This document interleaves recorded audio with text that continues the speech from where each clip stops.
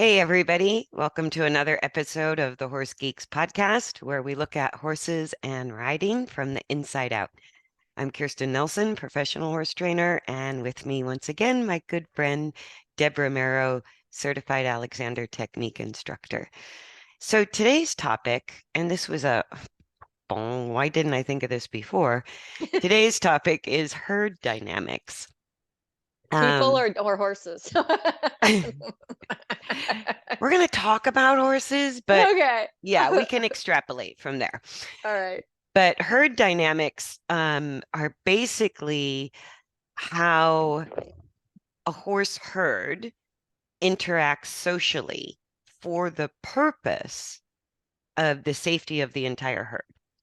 And I think it's really important that these dynamics that we're going to talk about, how horses go through this game of testing and proving, that Mm, it is a essential survival mechanism for the group.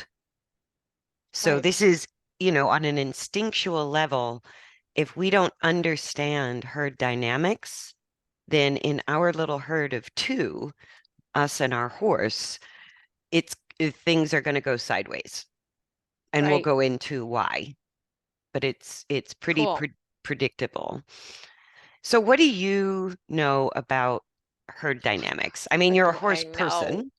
What do I know? When you think of, because natural horsemanship, that whole venue sometimes takes this a bit sideways for me or makes a bigger deal out of it than it is. And it's actually pretty simple stuff.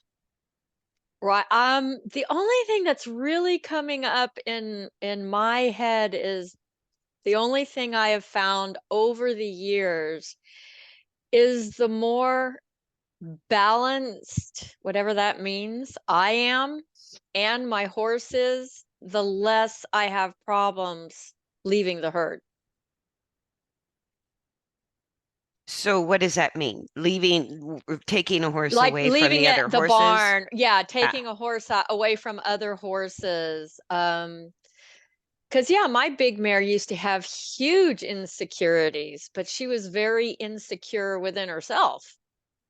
yeah, Yeah, and so she couldn't handle not having the herd to support her.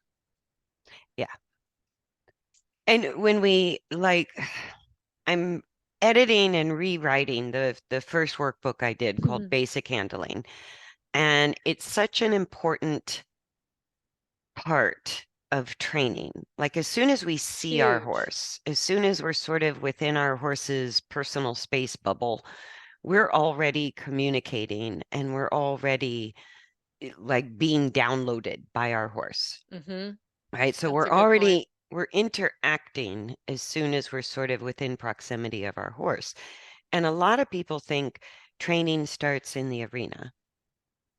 And I go, but the herd dynamics, or even horses that still perceive people as predators, that starts with catching, even Right. getting the halter on the horse. So horses that are hard to catch, whether they're anxious, they run away, they walk away, they really tell us, I don't want anything to do with you. Silently. Yeah. Or horses that are aggressive, like horses that Oh, push through you when you open the gate or open the stall. Horses have been known to chase people around the pasture. I have seen that on Facebook. Yeah. No, one of my clients, she went to buy this horse and this horse chased the owner behind a tree. And it was like, well, that's not a good sign. But Wow. so horses being aggressive, a fight defensive strategy, or horses trying to get away from us, a flight defensive strategy, is when we have issues with just easily catching the horse, putting a halter on, whether it's the stall, little pasture, big pasture, with other horses in there, without other horses in there, without treats, and any time of the Hmm. day, right? Whenever the horse is hard to catch, it can tell us that there's still the natural prey predator barrier intact, right? So it's not personal. It's not our horse being naughty. It's just that that horse that's hard to catch still perceives humans as a predatory species and themselves as a prey species. And that's a natural barrier, right? So, like, predator and prey relationships happen, but they're not natural. Right. So, our relationship with a horse is a predator-prey relationship. So, if that natural barrier is still intact, we're going to have issues with catching. So I just had a question come up. For me, does that is that with every person, or does it really depend upon your energy that you're taking to the situation? Pretty much every person. Every person. If you think of walking out on the high desert, are you going to just go halter a Mustang? Yeah, Yeah. No that's matter true. how together and balanced you are you going to walk up and put a halter on a Right. deer or a Mustang? No, because they are still perceiving all humans as a predator species, which we are. So even a domestic horse, even horses that used to be handled and were born in the domestic environment, can reassert that barrier when they get stressed enough or they've really lost trust, Mm, right? So a domestic horse is still born with that innate prey predator barrier. And some horses choose to reassert that barrier because they really didn't feel safe interacting with humans, right? So the catching and the horse that's hard to catch is also going to be a little sketchy to handle.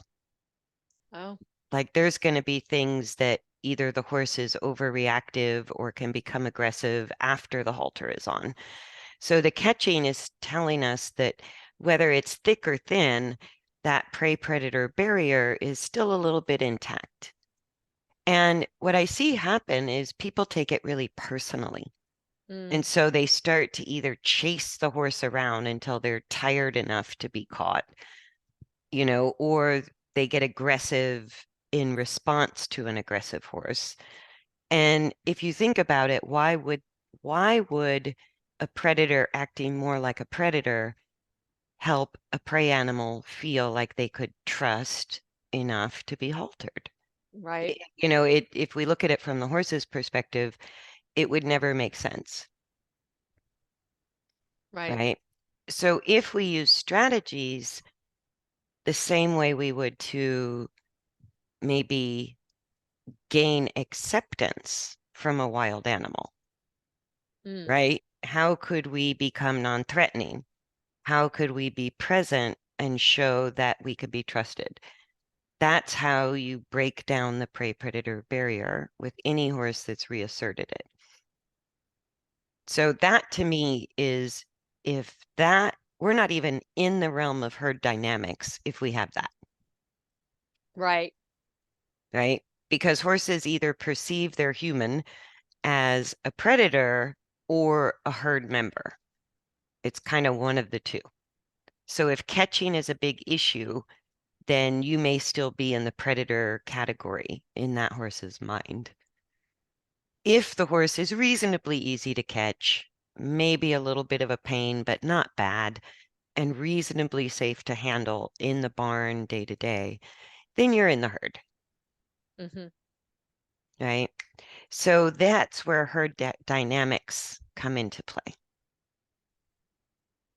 And not And just the herd dynamics between all the horses in the barn, we are in the herd. okay, so if we're accepted as part of the herd, then removing the horse from its natural herd, if it's turned out with other horses, shouldn't be an issue. Is that what you're saying? Yeah. Okay. Well, because the herd dynamics are it's a survival of the group instinct. Oh. Does that make sense? Well, now it does when I think back to my mare because she was so insecure. She had to have the security of the group. or That's just it. And so she what she she felt was, she couldn't survive. I mean, it was life or death in her book. I mean, it was scary yeah, handling because her. It was not fun. she did not perceive you at that time Mhm. as the leader, which in a horse herd means the leader. Like, first, let me say, in human terms, when we say leadership or dominance, it drives me crazy what I see out there in the horse world. Because I go, our human perception of leadership is the one who holds power over the other. Oh, it's the predator thing coming out again. It's our predator mentality, it's our predator Yeah. logic. Our ego, our all of that. Right. So in a predator species, it's sort of, I survive as an individual or a very small group. And in the horses world, we survive, right? As a group. Okay. And so the human interpretation of herd dynamics is already coming from that predator point of view that the leader is the one who has the most power and uses that power over others. That's the And I human, go, right? that's Let's be the clear. human version of Of leadership. leadership. Yes. And that's why we have kings and monarchs, right? Or despots. And so in the horse, what we have to look at is first, it's a different instinct for survival. When we look at the leadership, it's a role that any horse in the herd could play, Ah. right? It's an interchangeable role. And so the herd dynamics are games of testing each other's survival skills in order to sort of see who's the most efficient, who's better at these testing and proving games than me. And that's the leader of the herd. So the leader is, it's a role of great responsibility, more like being a parent, right? You Mm. are now responsible for the safety of the group. Not just yourself. Exactly. Right. Okay. Right. And so when we understand herd dynamics and we know how to play the games, then our horse with us can completely relax. We're sort of taking that weight of responsibility off of our horse's shoulders. Hmm. If they didn't vote for us, right? And they have to vote for us. We have to earn that position of herd leader through testing and proving. And if they don't vote for us, then in their minds, they have to pay attention to the environment. That's They are so responsible fascinating. for safety. We only have to follow. So what we direct them to do is meaningless because we haven't earned the position of the provider of safety. So when we're oblivious to the game, we lose, So right? let's If go we're, talk about that. What do you mean eh, oblivious to the game? I'll get into that in a minute, but I go, Okay, because I think I know where you're going with that, so I'm kind well, of curious. we don't even recognize when our And horse is testing us. That's what I exactly. mean by oblivious, Okay. right? That's what I thought. That's what Also, I if thought. we're unstable, like if we're Mm. emotionally unstable, or Mhm. it doesn't matter if we're physically unstable, they're reading our energy. So if we're emotionally, if our energy is unstable, Mhm. they're like, ooh, that's not going to help the herd, Right. right? If we're oblivious, they go, you're going to be eaten if you don't follow, right? Mhm. And if we are reactive, Ah. right? If we are reactive rather than responsive, then obviously we're not going to be able to think in a crisis.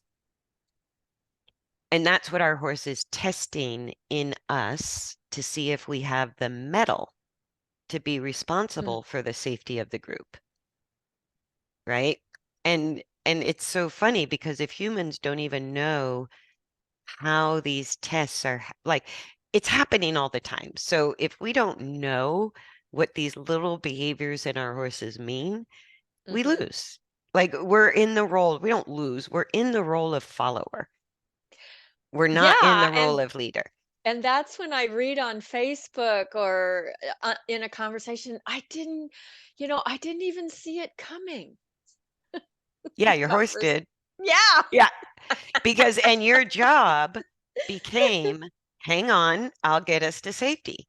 Yeah. Right? And that's not what the human's thinking, but Not at all. Not at all.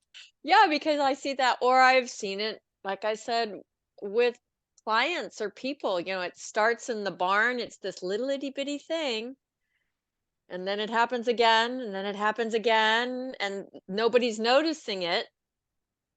Yeah, And then because if it's not dangerous, we ignore it. exactly, Yeah, we have our yeah, agenda, yeah. And we think the our work, predatory agenda of what we need to do, and then something explosion happens, and we're like, I didn't see it coming. yeah. And even if you think species specific, our vision can shift between focal and peripheral vision, Mhm. right? But we tend to live in our focal vision. We sure So do. we have the picture of what we're going to do that day. We have the plan, we have the agenda. We walk to the water and everybody else gets out of our way, right? That's what predators do. And prey animals, even the visual sense is different. So horses live the way their vision works is almost permanently what we would relate to as peripheral vision. Mhm, And we went over that with the Umwelt paper, but mhm, it's like they live with more spatial awareness just through how their vision works than we do. mhm. We can do it, but we tend to live in our focal vision and a one-track mind, where horses, their survival as a prey species depends on being really aware of space and what's going on peripherally and the energies, like higher sense of smell, higher sense of hearing than humans, way more sensitive to touch. And so all of those senses, five senses that the horses have that are different than ours, means their evolution. It helped them survive by being spatially aware rather It than laser focused. it always I'm sure you hear this too, that all of a sudden the horse will go on high alert and turn towards something, and the human turns the same way and Goes, looks and what? says, "I don't see anything." I know. And I'm like, "No, you're not gonna. They already smell it Yeah, or hear it. yeah, We don't we don't see what they see." So, exactly. Or yeah. even if it was vision to vision comparison, in our peripheral vision, we don't see any one thing in detail, but we Mhm. become heightened to movement and sensory experiences. And so horses' sensitivity to the plastic bag that just Right. flew across the yard, or that new thing you put up, right? That wasn't there yesterday. Or in my case, the cats jumping out of their trees. It's like Yeah. all of a For sudden, me, yesterday was we moved, and it's like 50 feet, 100 feet away was a pile of wood. yeah, That pile of wood's been there 4 months, and we decided to move it and get rid of it. And both of my horses were like, okay, what's different? yep, Something's different. yep, Even that far exactly. away. And I was like, yeah, yeah, yeah, we moved the wood pile. Okay. You're fine. It's cool. Yeah, you're fine. So if we come back to sort of what leadership means in a horse herd, the leader has to have specific qualities. Number one, they have to be a trusted member. So it's a friend. There's kindness involved. There's love and kinship involved, right? And that is balanced with sort of the discipline needed for survival. Mm. So that sort of parental idea where you're balancing the love with the necessary boundaries. right? That's sort of how I think of the role of leadership in a horse herd. And that's what horses respond to. So a lot of humans still think that horse that's super aggressive or that horse that is really anxious is the leader of the herd. And if you really watch even a domestic group of horses, those highly anxious or highly aggressive horses are often off by themselves. They don't groom the other horses. They don't like Oh, good point. graze nose to nose. They don't share space. They're sort of Mm-hmm. off in their own space. Mm-hmm. I got one of those. And so that's the herd saying, we tolerate you, but we don't really trust you because you're not stable in your energy. You don't feel self-confident. And so when push comes to shove, you might overreact or Mm. underreact, right? We can't move to safety as a group. And so that's our human perception that we think we have to dominate over an aggressive horse to show them who's boss because they think they're boss.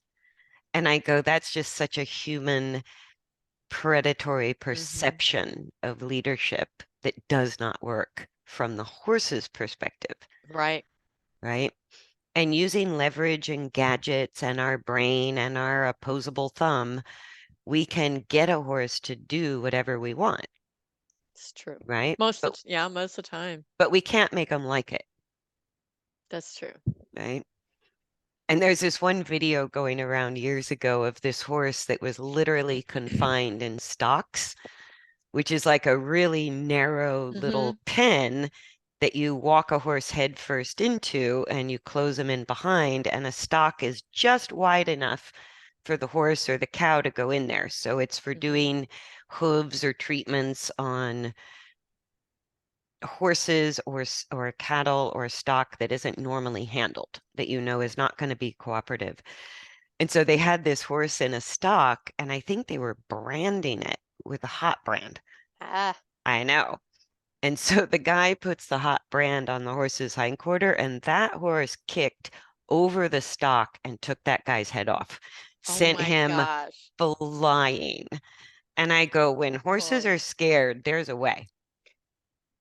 There's It's a scary way. when they're scared. It's Yeah, a lot of horsepower it's a lot of things that can go wrong. and a lot of athletic ability. Yeah, And yeah. so when a horse is defending themselves from perceived danger, A horse then all fly. bets are off. What's that? It's Well, the horse flies at my house now. It's like, wow, look at them run to the barn. How athletic can they be when there's a horse fly buzzing yeah. around? Get away, get Get away. away. Well, and just like us, the perceived threat doesn't even have to be outside of the body. Good point. Like we can watch the news at night and go into our fight flight nervous system, Right. right? We can look at our checkbook balance and go into fear. And so thoughts and emotions and even physical instability can cause fear, can make us feel unsafe, can make our horses feel unsafe, right? And so this whole herd dynamic thing is a way that the horse is testing us as a member of the herd. Like that's the compliment. We're not perceived as a predator, we're in the herd. But where Mm, are we in that herd, especially in our herd of two? Because good point. you're either the one who provides safety and has the best plan for both of you to be safe and feel safe, right? Or if you can't provide that feeling of safety, you automatically become the follower and the horse will take over that role out of default. And what you said way just a little while ago, which is so important, I think, is it's little things. Little It's things. it's little you don't like constantly not being with you and looking, with its ears forward and looking at something else. To me, that's like the warning sign. Oh, we're not a couple anymore. Exactly. You've already decided to leave mentally. Oh, yeah. No, when Yeah. the horse's ears prick away from us, right? Hmm. So the horse's ears always tell us where the horse's eyes are looking. Oh, I like that.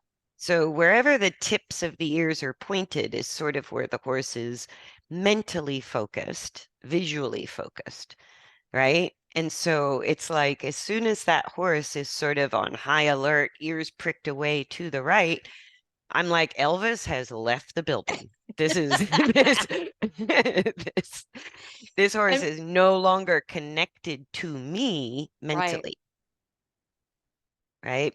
And if I can't regain that horse's focus, I'm on for the ride, right? Oof. Because the horse is telling me I perceive the danger, right? If You you, didn't pick up on it. You chose to ignore it, which is what or we normally do. that's the oblivious part, Yep. right?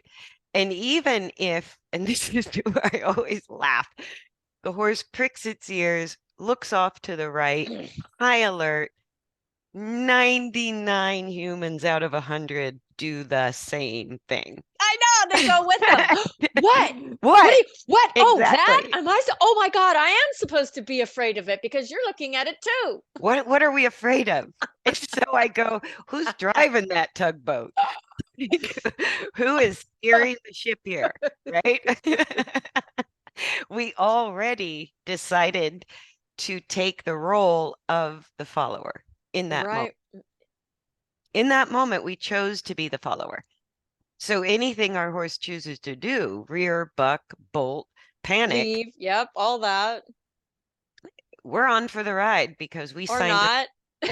or not, but we signed up for that position in our herd of two, right? So one of the most important things is if we stay calm, right? So we can't be reactive, especially Right. when our horse is reactive. One of the first qualities of leadership is to sort of be emotionally stable, or at least keep our energy stable, right? So we're not having these highs and lows between anxiety and Mm, tension, between anger and uncertainty, right? So when we respond to our horse with impatience and anger and sharp aids, we're just proving to our horse how unstable we are, mhm, right? Or how reactive we are. And so they go, in their minds, they're like, whoo, not so trustworthy, mhm. not really the provider of safety because here we are in our own little survival game. So this person or this herd member is not going to help me feel safe. So this person or this herd member can't ensure the safety of our herd. Right. Yeah. That's the difference when you're in a prey animal social structure. Herds survive as a unit, and so it includes everyone. And your job is either to be the one who knows what to do when things become unsafe, and the rest of the herd only has to watch the one to know when to run, which direction, how fast. They just have to keep their eye on the one that they voted for, keep their mind sort of half aware of the one they voted for, and they willingly follow. Yeah. Yeah. Willingly, no halters, no lead ropes, no leverage, because that's where they feel safe. Mhm. And so if we want that from our horse, we have to earn that in ways that take a little understanding or training. Right? And number one Yep. is, are we energetically stable? That's yeah. I totally get that one. And sometimes we're oblivious to that. To that, To it's that. that Hmm. when I was doing massage and I would get hardly ever, but get around another massage therapist, we would call those the people that are disconnected from the neck down. Yeah. Not Yeah, really they realizing the chronic level of mhm, tension or anxiety that's that they're being held in bringing their body. bring their yeah, and Mhm. It's you can think I'm trying to think of it as to relate it. It's like thinking you have to use, and maybe this is a whole nother podcast, thinking you have to grip and be stiff to stay on a horse.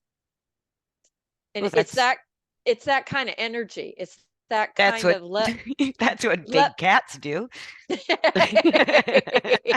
it's that level of I'm trying to help people to understand what that means energetically, but muscularly it's that. So if you transfer that to, you could even say it's increased blood pressure, increased heart rate, whatever. I mean, just tuning into those things when you go to the barn.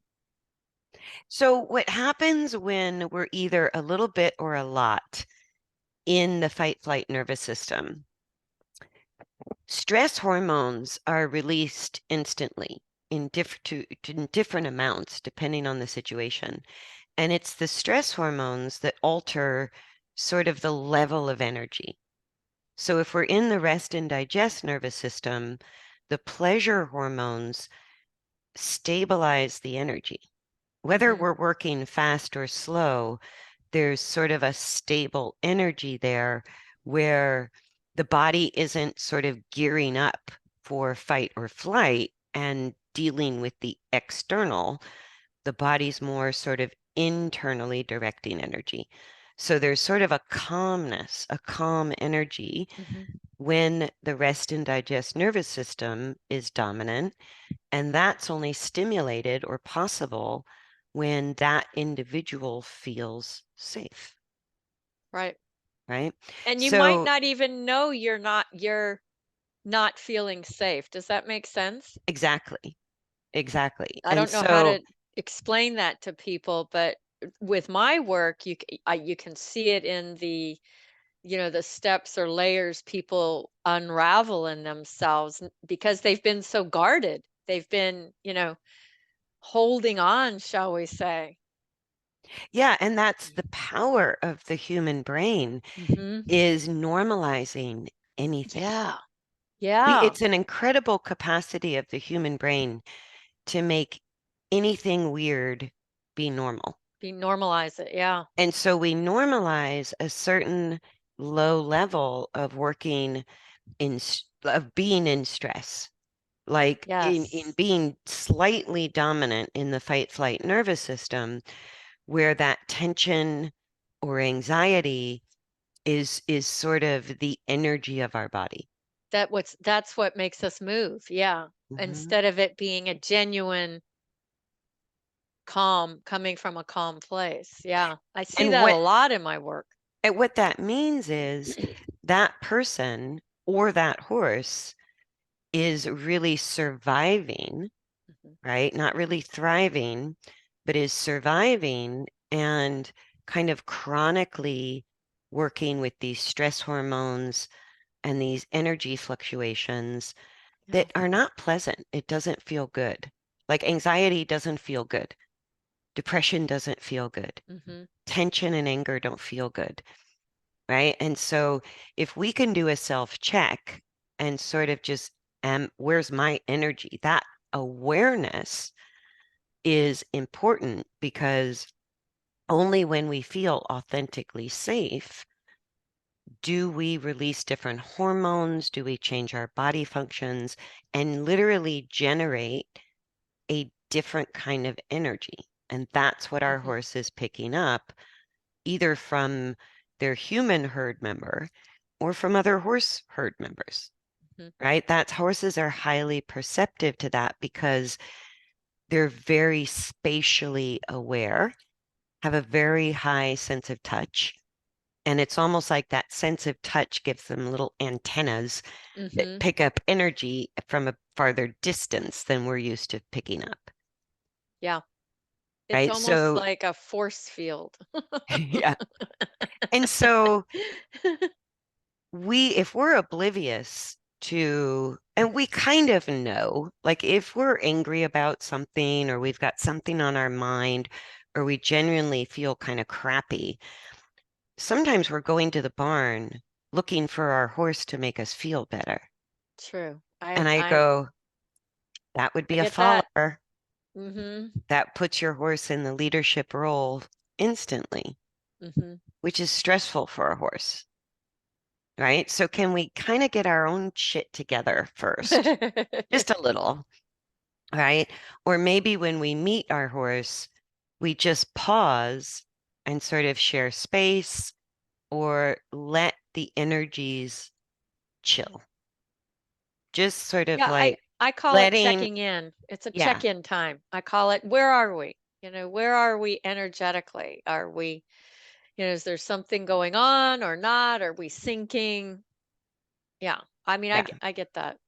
Because if we don't come into the interaction with our horse in a calm state, we got no control. If our horse comes into the conversation highly anxious or tense, and we're a little anxious or tense, that's going to be the ping pong game of action Hmm. reaction, which kind of gets us nowhere and it's not fun.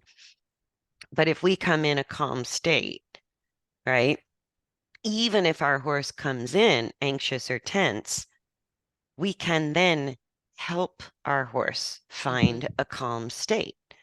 And if we take the time to do that from catching to the cross ties or the hitching rail to the foot picking to the grooming to the saddling, all of that preparation to go to work is where that conversation is happening.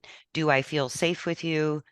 Or do you need to follow me and I'll watch out for our safety between us and our horses?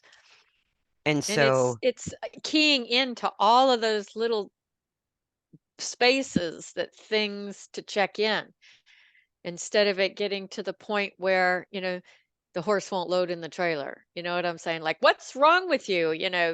Why are you acting that way? We've got a job to do. right. Right. Instead No, of and going, oh, let's pause a minute. Let's address what's going on energetically. What do we need to check in with? Is it me? Do I need to, is there something do I need to I look need at? a moment to chill out?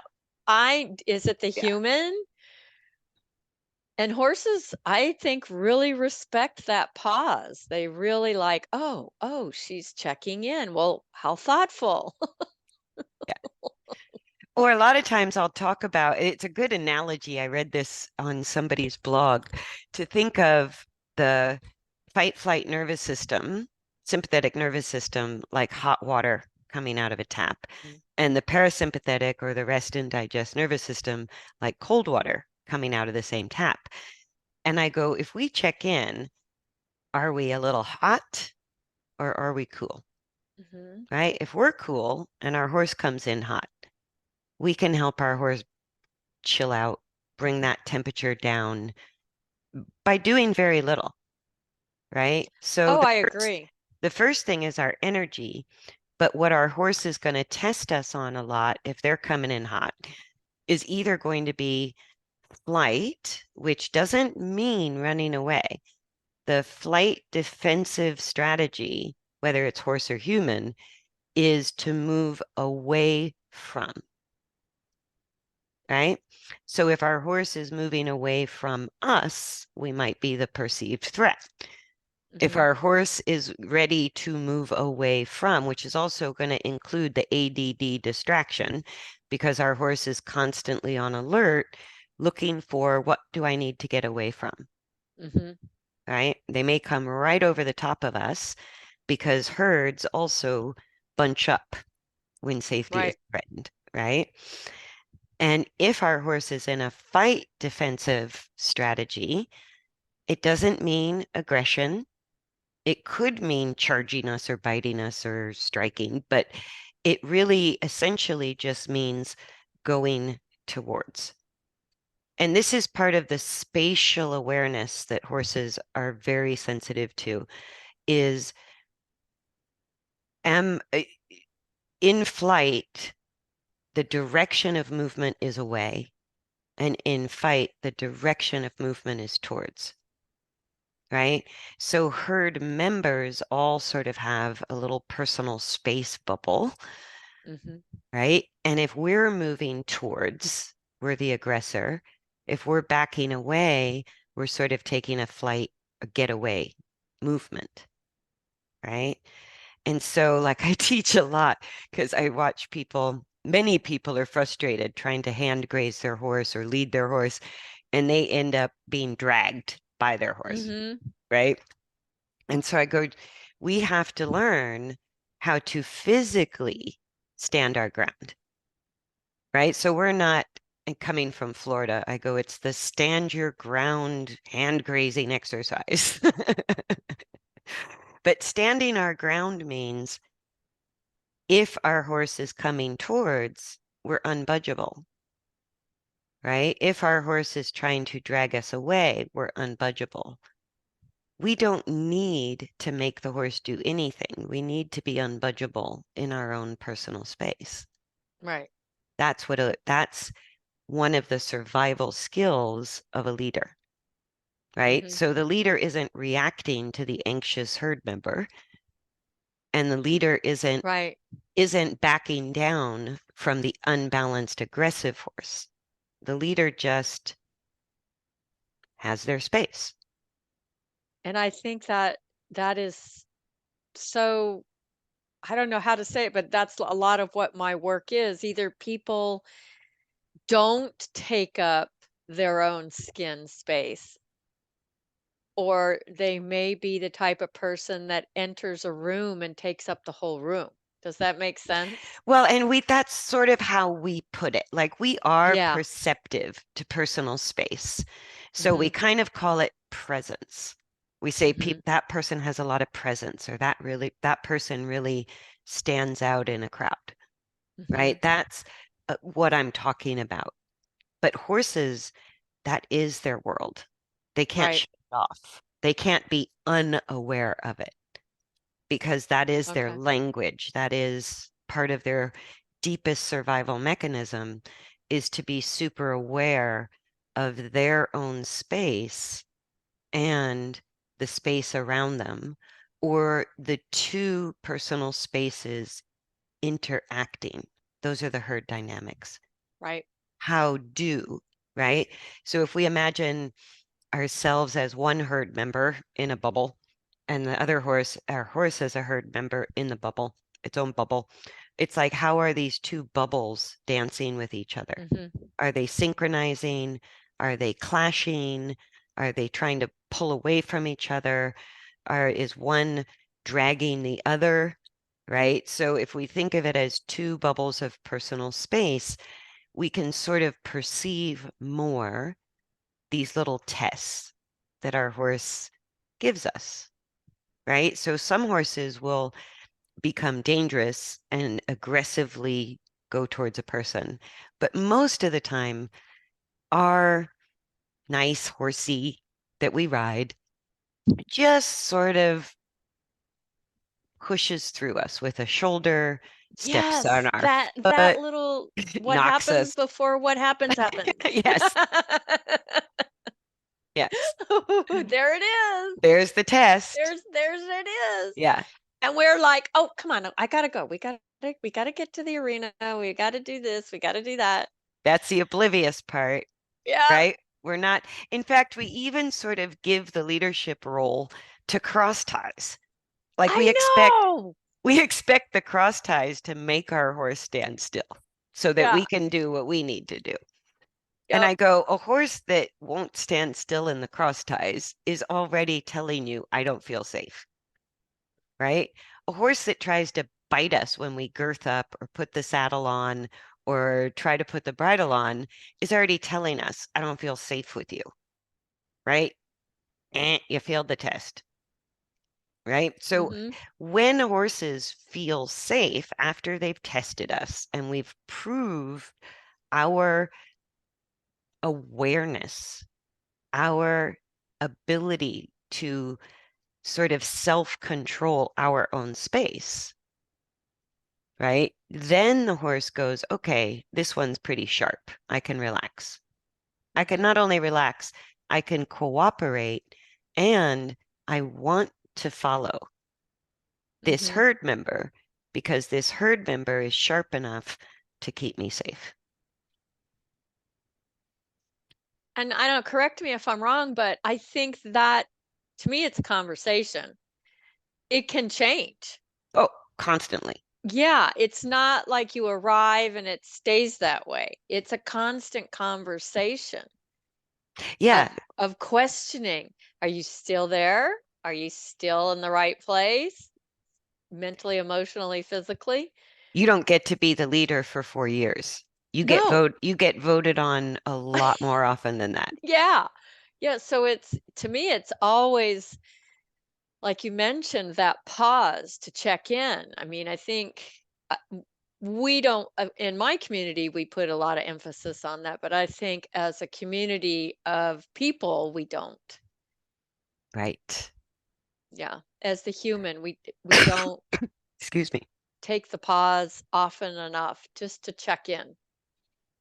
No, and that is like horses are very fair Mhm, because once you're in the herd, the bigger the herd is, the better chance of survival. So mhm, you're a welcome member of the herd always because a bigger herd is a better thing. But within the herd, the testing begins because every member needs to know who can relax and who needs to be on high alert.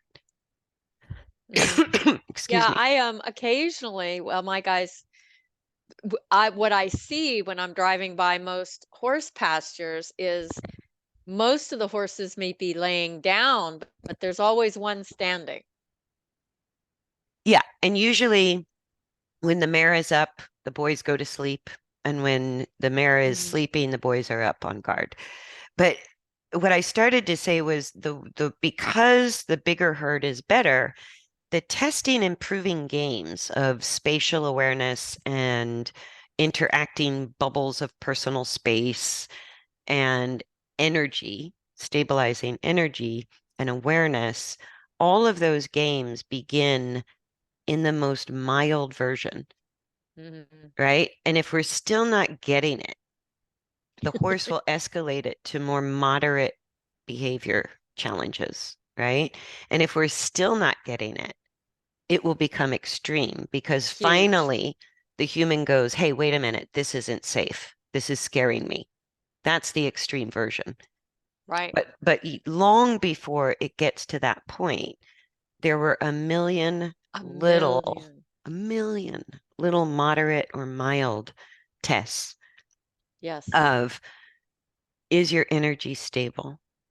Are you aware of these two dancing bubbles, you and Mhm, me, right? Who's the pusher? Who's the pushy? Who's the leader? Who's the follower, mhm. right? And even the most aggressive horses I've had to work with, the thought in my mind is never because human instinct, when we get scared, we go into fight or flight ourselves. Right. So a horse that's sort of invading our personal space or coming at us hard, being aggressive, is scary. And we tend to match fight with fight. But the horse isn't looking for a battle. The horse No. is looking for safety. Mhm. And so if I keep in my mind what the horse is really testing in me as a herd member is, am I capable of protecting myself? Exactly. That's what they're testing. Because if I can't protect myself when they give me the inner herd simulating test, right? Then I can't protect the group. So that test of can I protect myself? I can defend myself from an aggressive horse without having to push back, without having to become aggressive. I can just say, I'm not budging. I'm not giving up my Right. space. I'm not letting you in here to hurt me, right? Then I pass the test.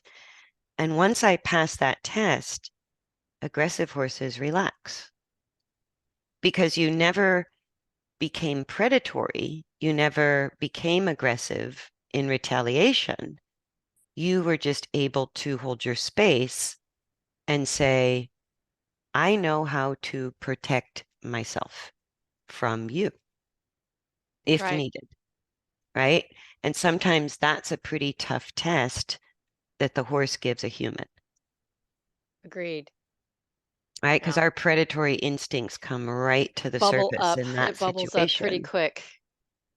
And with Yeah. our brains and opposable thumbs, we can leverage that horse into Yeah. compliance, but we still haven't helped that horse feel safe, Right. right? So aggression and the fight defensive pattern or strategy, we have to understand is deeply fear based, And I right? would say that for people too. I mean, Ah, yeah. That's the part we don't talk about out loud. But okay, we yeah, won't talk about that. yeah, we're not that No, different. I Not didn't think so. that I'm like, different. when I'm working with people, that aggression usually peeling those layers comes down to a basics of fear. Yes. Yeah. No, aggression, dominance, the need to control, all of those things are really fear-based Hmm. behaviors. It's just Hmm. the two strategies are a good offense is the best defense, Hmm. right? Or just get as far away from the problem as you have. That's the flight Hmm. response. Yeah, And true. it's the directions of movement, the towards or the away, right? That tell us it's either a fight strategy or a flight strategy. And a lot of my Hmm. clients get kind of cranky with me when I tell them your horse's MO is a fight strategy. And they think I'm calling their horse aggressive. And I go, I'm not calling your horse aggressive. It's just a strategy for survival, Right. right? So the fight strategy means either the movement is towards or stops. Hmm. And we just call those horses cranky and stubborn and willful. And I go, it's a fight defensive strategy, which means your horse doesn't feel entirely safe in your herd of two. Right. Or what you were describing with your horse, the flight response. So Hmm. I go, here's your problems with barn sour, buddy sour, um, not getting in a trailer. All of these things are, or horses that won't stand still in the cross ties, horses that pull back. All of those are flight defensive Hmm. strategies. So, Right. and I've been there where my horse was screaming its head off for the rest of the herd. And I'm Hmm. going, ooh, it's kind of the hard, humbling reality that Bam. my horse obviously doesn't see me as the provider of Hey, safety, wake right? up call. Wake up call. So a barn sour horse says, I feel safe at home. A buddy sour horse is saying, I feel safe with my buddy, not you, right? That's really hard for the human to grasp because they always want to blame Yeah. anything other than themselves. Well, and when I work with people and horses, there's a whole lot more diplomatic ways I can say it. Since Right. I'm sort of speaking into a void, I go, that's kind of the hard truth, It is the no hard matter truth. how we put it, I agree. that our horse goes, you're not capable of keeping me safe. So I need to panic or I need to And take leave. over. Yeah, either take over or leave. Hmm. I need Yeah. to drive this tugboat or I need to get off. And so it's like, that's just because in their mind, we're not qualified. We're oblivious, we're unstable, or we're reactive, Hmm. right? Any of those things disqualify us from the temporary role of being the Hmm. leader of the herd of two. And when we understand it, I think you were telling me about a client that's having a problem under saddle that you worked with, Hmm. but it started with how the horse was when the halter went on, Yep. how the horse was while being groomed and tacked up. Yep.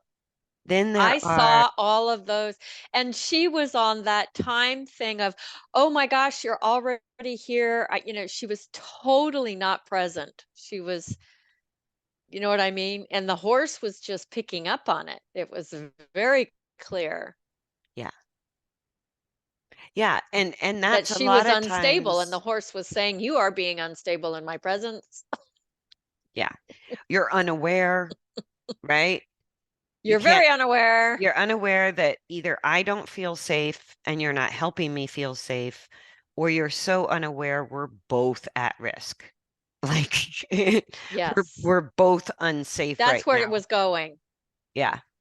Yeah. No, and the problem, like if we keep being aware of our horse's body language and energy, where the ears are pointed, where the feet want Mhm. to move, all of those are the dynamics that sort of tell us what our horse is feeling on the inside.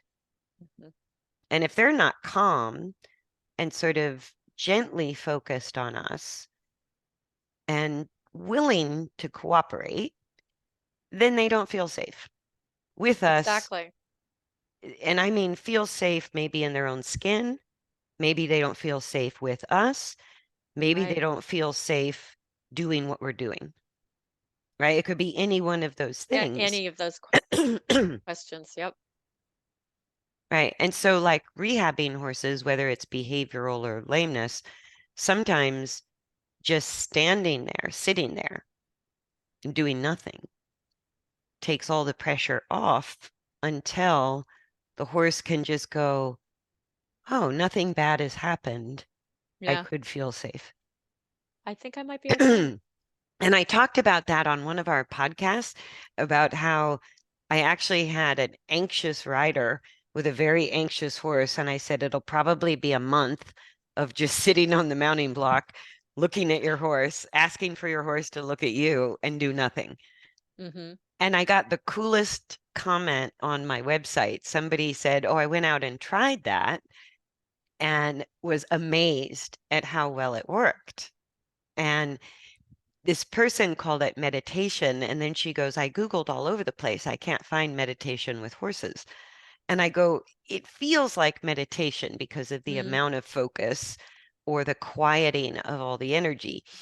But really, what it is just go, you stay over there in your little bubble of personal space, and I'm in my Mhm. little bubble of personal space, but we're connected. We can look at each other, we Mhm. can pay attention to each other, we can mentally connect, right? So we become connected, but we're not necessarily touching personal space, Right. right? We're not interfering with each other's personal space. And just doing that and taking a pause, like meditation, just go, we don't really have to do anything Exactly. until your anxiety cools down or your tension cools down, right? Until you're less cranky, angry, defensive, or until you're less anxious and heightened in your awareness. We're just going to, again, turn off the hot water tap Mhm. until we run cold. And if we have to turn off the hot water gradually, that's why it took a month for that combination of anxiety with anxiety To to level turn out. off the hot water and chill Mhm. out. Right. And if I put it back in that, like what I could see was, they're bouncing Ping literally off pong. of each other's Ping personal pong. space all the time, anxiety just bouncing back and forth between the two of them. So I go, okay, you're in a timeout. You're on here, you're over here, and you guys are going to connect without doing anything else Right. until the anxiety level starts to dissipate and come down. And that's the concept of the learning frame of mind that I talk about all the time. It's Yeah. just letting the parasympathetic nervous system dominate the body, right? So we're ready to learn. And sometimes, like that happens, catching when we're doing everything in the barn, getting ready for our groundwork or riding. and then from the barn to the workspace. You said something to me and it has stuck with me forever. And I use it a lot is you never know when you go to get your horse or be with your horse if you're talking to your Grand Prix level dressage horse or you're at colt starting 101. So I tell that to everybody. I said, "Oh, we're back to Colt starting 101. You don't have your upper level jumper right now. we're Yeah. we're back here right now doing this other little stuff we need to take care of before we can go back up there again." So that has Well, always stuck with me. and aren't people the same way? Oh yeah. I mean, we just call it a good day or a bad day, but we all have days where we want to revert to toddler mode. Yep. And maybe, we should be And it treated doesn't like a do any toddler. good for somebody to say, "Snap out of it." Right. Exactly. It's like, "No, I have to go through this process to I get need to be in toddler mode right now. I need to be here right now. Let me figure this out, you know? Yeah. Or Yeah, we don't teenager mode. Mm, Yeah, whatever. Yeah, and we don't give ourselves permission as humans to do that. absolutely. Yeah, Or we don't give permission to our horses. We think, exactly. We think they should be on all the time, you know? exactly. Yeah. I go, if that's what you want, get a golf cart. It Yeah. because then you can fire it up when you're ready and it'll always be the same. But if you're dealing with another living creature, there's gonna be some fluctuations in Mhm. energy and there's gonna be good days and bad days. Exactly. Hmm. And sometimes the insecure horse is really going to test us more, right? Horses that are highly insecure, like a horse that doesn't feel safe in their own skin, we often label them as difficult horses, right? Mhm. Or there's safety issues. I go, most of the time, that horse doesn't feel safe. And that's what you were describing when you Mhm. took your horse away. Yes. That horse had no internal sense of safety. No, she does. She didn't. She's And fine. She's great now, but yeah, there and was a time when also, it was very scary. yeah, yeah. And so without that internal sense of safety, she needed to vote for you and you lost the election. I lost big Yeah. time. And I so it admit for years. This was not absolutely. just moments. Oh yeah. No, me too. This was years This of is how trying I to get learned to a all this level that we stuff. could work together. It wasn't Absolutely. it what it is not time friendly. No, and until we help the horse really shift into dominance of the parasympathetic nervous system, they're always telling us, I don't feel safe yet. I don't Yeah. feel safe yet. I don't feel safe yet. And it's so individual. I can't make you feel safe, and Nope. I can't make my horse feel safe, but Exactly. I can keep arranging circumstances and trying to have a conversation that helps you get there or that Hmm. helps the horse get there. And there's no timetable on that. That I think the human has to understand when you arrive there, you arrive there. Yeah, That's all I can say. it is what it is. It is what it is. You can't make it happen. It's You not a can't, 30, 60, 90-day thing. no, it's a constant sort of reiteration. When, It's uh, whenever, and it's kind of what you see children do with parents. Insecure children are testing the parents mhm, more, right? That's what insecure horses are doing when they perceive us as a herd member. They're either needing boundaries and structure, mhm, right? Or they need more attention, kindness, gentleness, yes, reassurance. mhm, But it could be one or the other. It's not up to us. And I see a lot of people who are horse owners who either think it's all kindness and mhm. gentleness, or it's all discipline and boundaries. And I go, no, it kind of, I used to love Super Nanny who is on TV because I go, she's one of the best horse trainers on TV, how she worked with those kids. But it was always that blend of kindness, feeling, that that our other herd member feels loved, doesn't question that we love them, but at the same time, there's a structure. The discipline is for the sake of safety. So it's not kind to let our horse run all over us. It's not kind to let our horse bite us or kick us. Not that we need to turn around and punish them, but that's the final event. That's the extreme version of the horse Right. saying, "Hey, I have been feeling Hello. unsafe here for a long ass time, Hello. and Yeah. I need some help, please." Yeah. Right? So if we're constantly sort of backing away from our horse, we're encouraging insecurity, Mhm. right? And I go, it's not dominance. It's what I'm looking for as a leader in a horse herd is mutual enjoyment and mutual respect, Mhm. right? So, and that's a personal space thing from a horse's perspective. It's a spatial, energetic quality, not necessarily what we're doing. Right. Ooh, that's a lot to talk about. I So, know. We could go but forever. it makes me really happy when I get comments and emails and contacts off my website that you guys are playing with some of these ideas we discuss Yeah. on the podcast and having some success. That's the whole reason we're here. We love what we do and we're Yeah, we excited do. to share it. All right. So thanks for joining us. I better wrap it up. I think this was a long one. It was. Yeah. Okay. Thanks, everybody. We'll see you next time. Bye.